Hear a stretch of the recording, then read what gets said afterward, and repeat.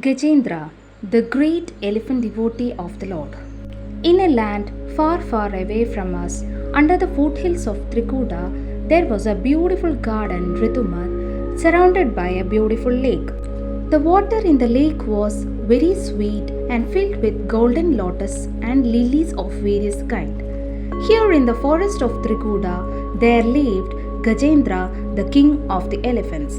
Gajendra was so powerful that all the animals would tremble out of fear. One day, while Gajendra was roaming along with his herd of elephants, he could sense a sweet smell in the air around him. It was coming from the flowers in the lake. Gajendra, along with his herd, followed the scent and was astonished to find the most beautiful lake.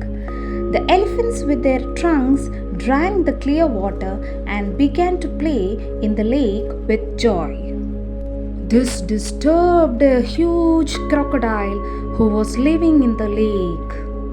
Irritated by the elephants' activities, the crocodile at once seized Gajendra's foot and dragged him down. Even though Gajendra was very strong in the water, it was very difficult for him to defeat the crocodile.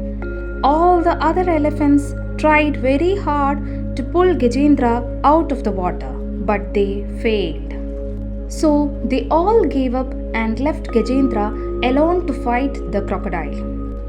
Believe it or not, for more than 1,000 years, Gajendra continued to fight. Even the gods from the heavenly planets were surprised to see this.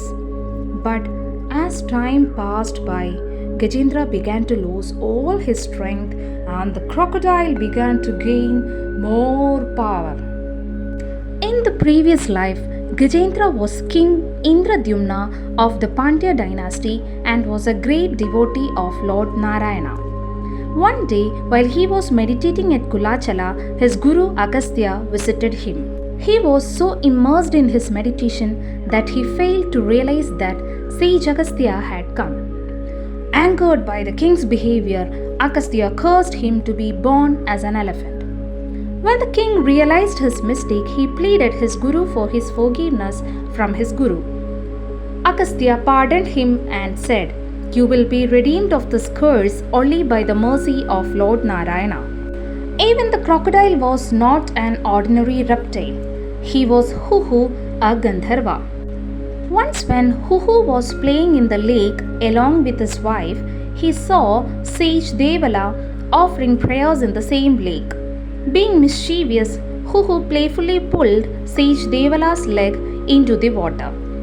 The sage was frightened for a moment, but when he realized that it was the prank that Huhu had played on him, he became very furious. Annoyed by this act, the sage cursed Huhu to become a crocodile. Huhu realized his mistake and begged the sage for forgiveness. The sage told that he will be relieved only by the mercy of the Lord when he attacks his devotee Gajendra. Soon Huhu developed scales and was transferred into a crocodile. Since then he waited in the lake for Lord's arrival. Now, having been deserted by his herd, Gajendra started thinking of his position in life, being helpless when in distress. Gajendra was aggravated with pain and he became physically and mentally exhausted.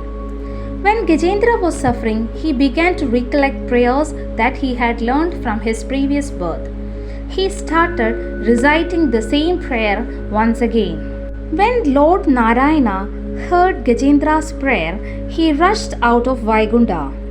Hearing the prayers offered by Gajendra, Lord Narayana appeared before him as Lord Hari, the protector of his devotee, armed with his chakra and all the other weapons, and mount on Garuda, the king of birds. As soon as Gajendra saw Lord Narayana, he plucked the lotus flower from the pond and offered his respects. Lord Narayana pulled out both the crocodile and Gajendra to the land, and he severed the crocodile's head with his chakra. The crocodile regained his original form as Huhu, a Gandharva. Relieved of his curse, Huhu offered his prayers to Lord Narayana and ascended to Gandharva Loka. Even though Gajendra was an elephant, Lord Narayana granted Gajendra liberation because he had completely surrendered himself to the Lord. Demigods expressed their gratification by showering flowers from the sky. Thank you and follow for more videos.